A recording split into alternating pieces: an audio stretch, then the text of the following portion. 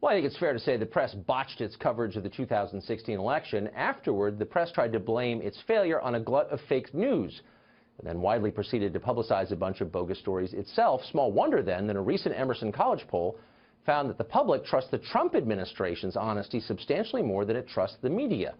One person who's supposed to be a watchdog over all this is Erik Wemple. He's a media reporter for the Washington Post, and he joins us tonight. Erik, thanks a lot for coming on.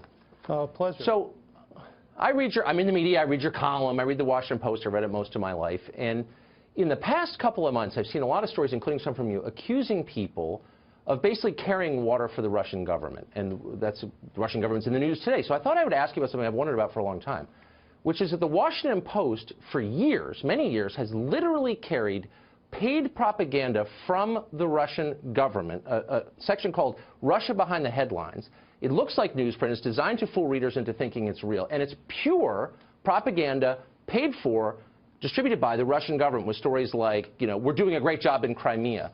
Why have you never written about that? How can you attack others when you don't know that your own paper makes money from taking propaganda from the Russian government? You know, I think that's a really good question. I wish you'd told me you wanted to talk about this, but no, those inserts are interesting. I mean, they are. Well, why didn't you write about them?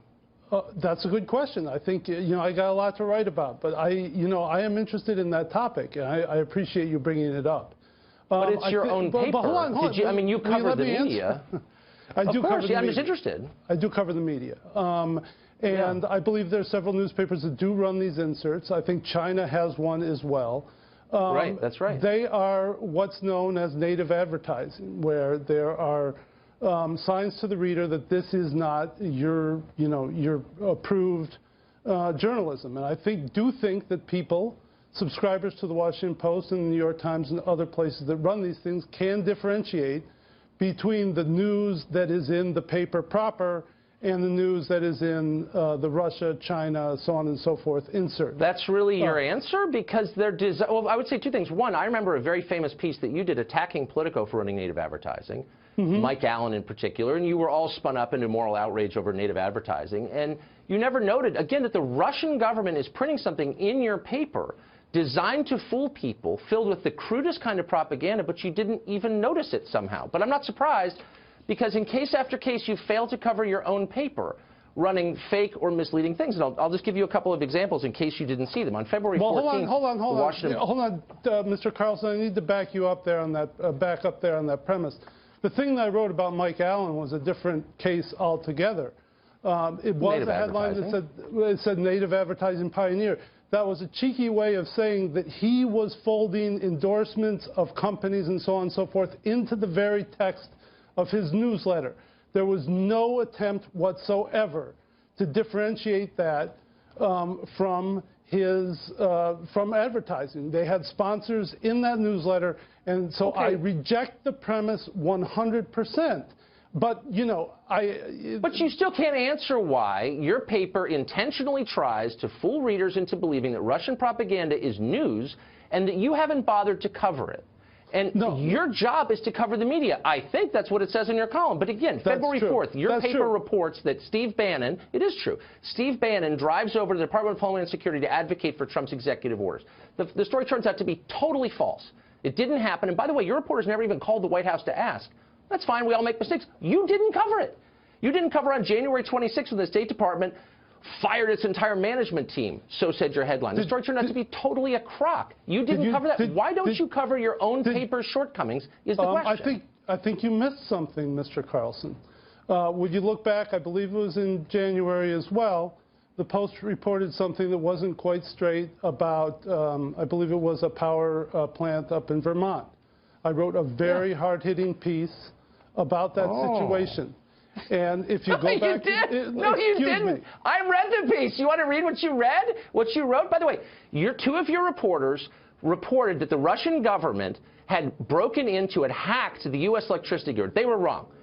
You said they were wrong. You never bothered to talk to your own reporters, presumably in the same newsroom that you're in. And here's how you ended the piece. Did you not read my post on that matter? Not only did I read your post, I just reread it about 10 minutes ago, and you did not interview those reporters in there. You said that the paper wouldn't talk to you. I pushed for an interview with editor Marty Barron. Look, the story what about the reporters who wrote the piece? critical of the Washington Post, and I would note. Was it? I would was note it? Because here's the last line, wait, and I'm quoting. Wait 1 second, Mr. Carlson. Wait 1 second, okay?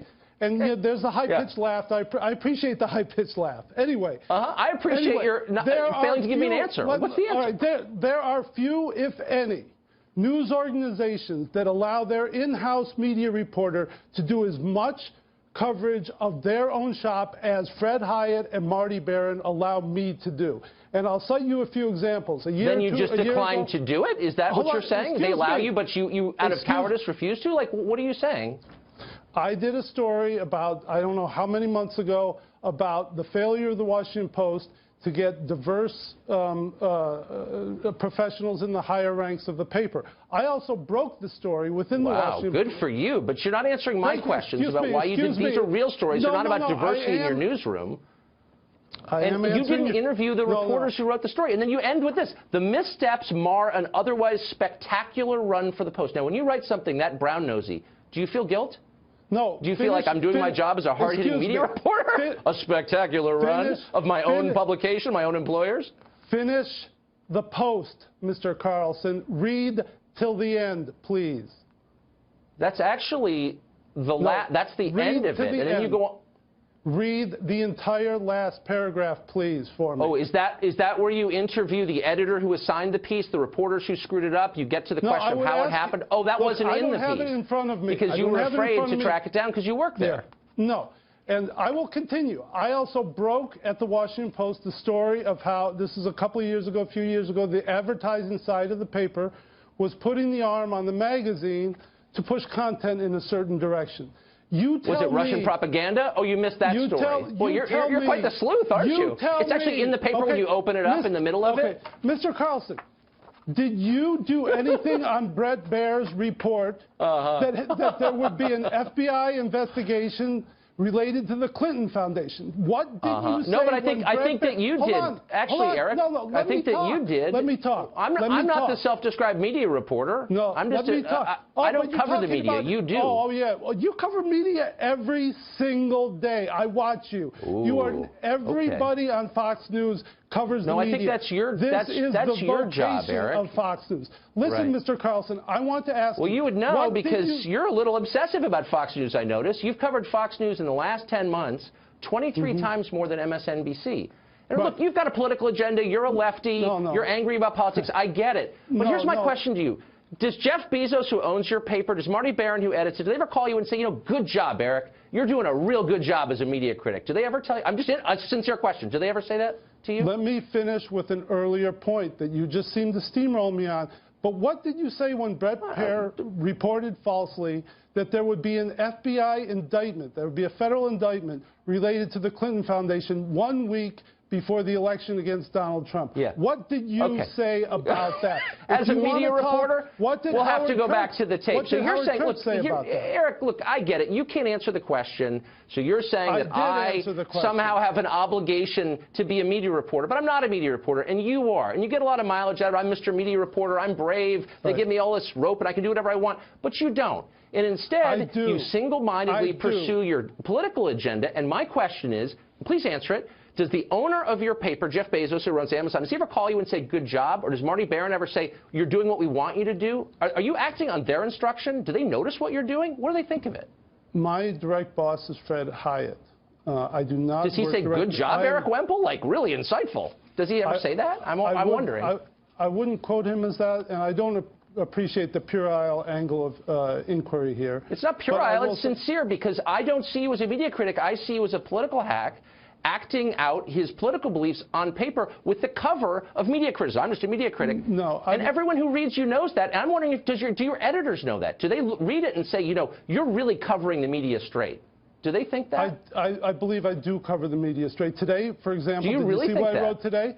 I questioned the New York Times as to how they gave a public account of a reporter.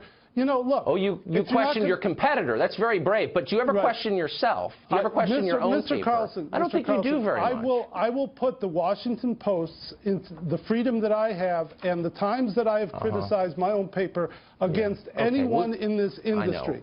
Okay? Okay. I'm starting to feel bad for you. Look, the point is just actually, you have the freedom, and I think it's great. You should just use it to do something useful, like reporting on Russian propaganda in your own paper. We're out of time.